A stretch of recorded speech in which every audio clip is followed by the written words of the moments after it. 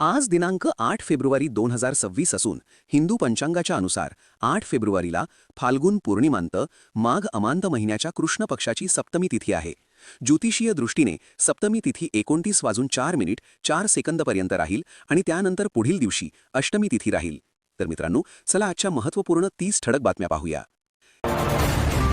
शेतकऱ्यांच्या कर्जमुक्तीसाठी सरकारने ऑक्टोबर 2025 मध्ये स्थापन केलेल्या उच्चाधिकार समितीत अपर मुख्य सचिव जलसंपदा, प्रधान सचिव माहिती व तंत्रज्ञान, सचिव पदुम, कृषी आयुक्त आणि महा-आयटीच्या व्यवस्थापकीय संचालकांचा समावेश करण्यात आला आहे. दरम्यान समितीच्या अध्यक्षपदी मुख्यमंत्र्यांचे प्रमुख आर्थिक सल्लागार आणि मित्राचे मुख्य कार्यकारी अधिकारी प्रवीण परदेशी यांची नियुक्ती करण्यात आली आहे. कृषी मंत्री दत्तात्रय भरणे म्हणाले की शेतकरी कर्जमाफीबाबत मुख्यमंत्री देवेंद्र फडणवीस, दिवंगत उपमुख्यमंत्री अजित पवार आणि एकनाथ शिंदेंनी आधीच निर्णय घेतलेला आहे. सध्या माहिती संकलनाचे काम सुरू असून एप्रिलपूर्वी माहिती उपलब्ध होणार आहे. परदेशी साहेबांच्या अध्यक्षतेत समिती स्थापन केली आहे. या समितीचा एप्रिलच्या पहिल्या आठवड्यात अहवाल येईल. 30 जूनपूर्वी शेतकऱ्यांना कर्जमाफी देण्याचा निर्णय होईल. बांबूला नगदी पिकाचा दर्जा मिळवून देण्यासाठी केंद्र शासनाकडून विशेष प्रयत्न सुरू आहेत. या पार्श्वभूमीवर आजरा जिल्हा कोल्हापूर, सावंतवाडी जिल्हा सिंधुदुर्ग, हुक्केरी जिल्हा बेळगाव येथील सुमारे 8,000 बांबू शेतकऱ्यांची नोंदणी केली आहे.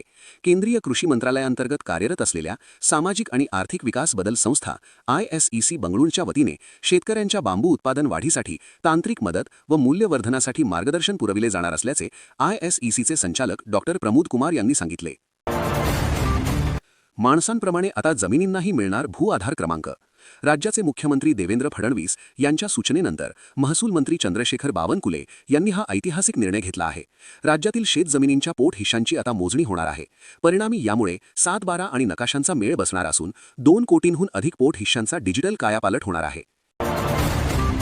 सन 2025-26च्या खरीप हंगामात झालेल्या अतिवृष्टीमुळे बाधित झालेल्या जिल्ह्यातील 437 शेतविहिरींच्या दुरुस्तीसाठी शासनाने 63,10,683 रुपयांचा निधी मंजूर करून शेतकऱ्यांना मोठा दिलासा दिला आहे.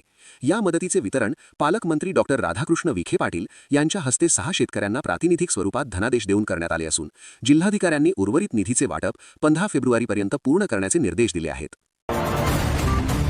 पोलीस भरतीबाबत मोठी माहिती समोर येत आहे. प्रत्यक्ष पोलीस भरती प्रक्रियेला 16 फेब्रुवारीपासून सुरुवात होणार आहे.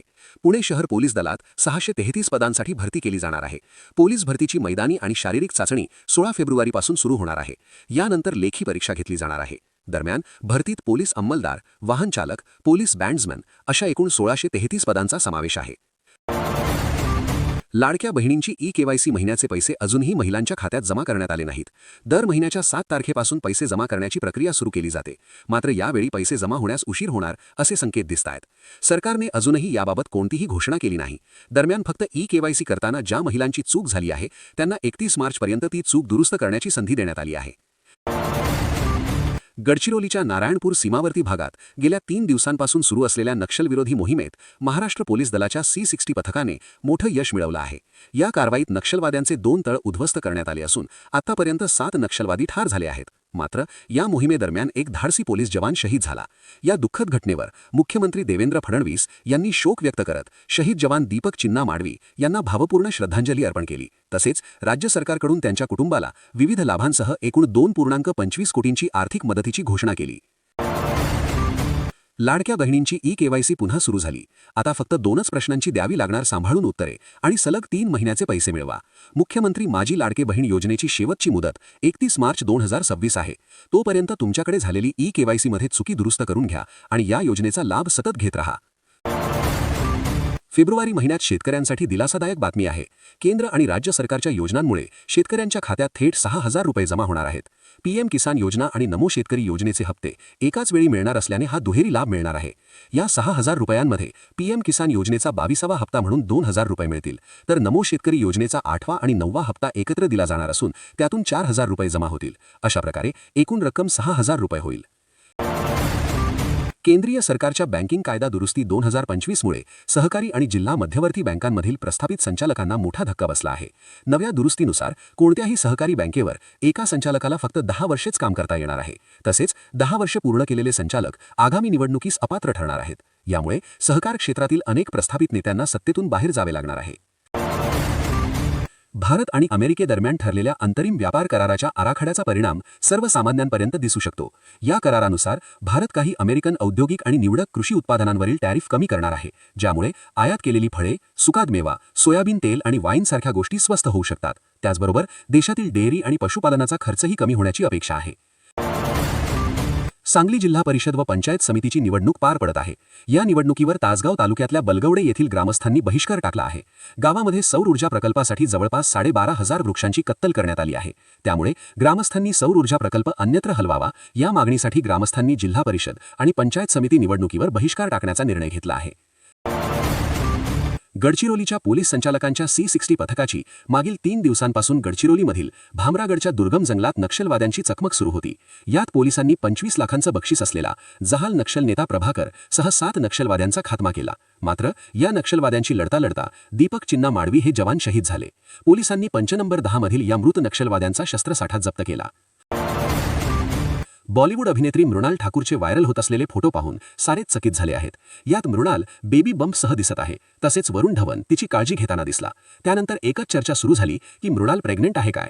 परंतु हे जवानी तो इश्क होना है या सिनेमाच्या शूटसाठी तिने हा लुक केला. खरं तर हा सिनेमाच्या शूटिंगचा भाग होता. पोलीस आता थेट आरोपीला अटक करू शकत नाही, कारण ज्या गुन्ह्यांमध्ये 7 वर्षांपर्यंत शिक्षेची तरतूद आहे अशा गुन्ह्यात थेट अटक न करता आधी आरोपीला नोटीस देणे बंधनकारक असल्याचे सर्वोच्च न्यायालयाने ठरवले आहे. तसेच आरोपी तपासात सहकार्य करत असेल तर अटक टाळावी. अटकेसाठी पोलिसांकडे ठोस कारणे असावी. न्यायालयाच्या या निर्णयाने नागरिकांच्या स्वातंत्र्याचे रक्षण होते आणि पोलीस कारवाईत पारदर्शकता येते. पंतप्रधान नरेंद्र मोदी शनिवारी म्हणजे कालपासून 2 दिवसांच्या अधिकृत दौऱ्यावर मलेशियाला रवाना होतील. भारत आणि मलेशियामधील व्यापक धोरणात्मक भागीदारी अधिक मजबूत करण्यासाठी ही भेट महत्त्वाची मानली जाते. या भेटीदरम्यान व्यापार, डिफेन्स, धोरणात्मक सहकार्य, शिक्षण, संस्कृती संबंधित विविध महत्त्वाच्या मुद्द्यांवर चर्चा होईल. भारतीय शिक्षिका आणि सामाजिक कार्यकर्त्या रुबल नागी यांनी UAEमध्ये $1 मिलियन म्हणजे 9 कोटी रुपयांचा ग्लोबल टीचर प्राइज जिंकून इतिहास रचला आहे.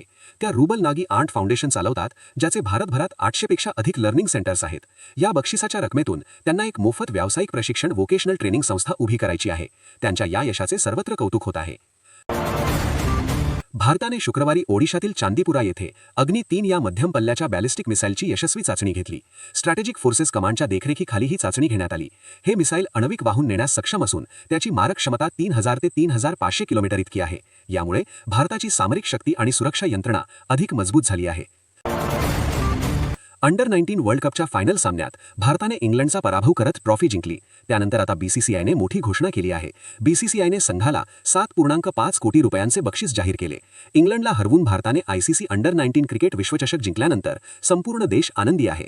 आम्ही विश्वचषक विजेत्या संघाला 7.5 कोटी रुपयांचे बक्षीस जाहीर केले, असे BCCIचे सेक्रेटरी देवजीत सायकिया यांनी सांगितले.